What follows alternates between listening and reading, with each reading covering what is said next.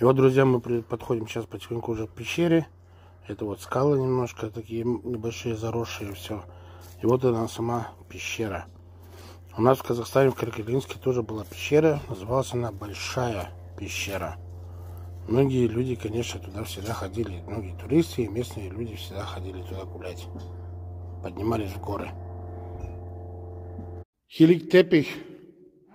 Teppich liegt hier rum. Teppich лежит там.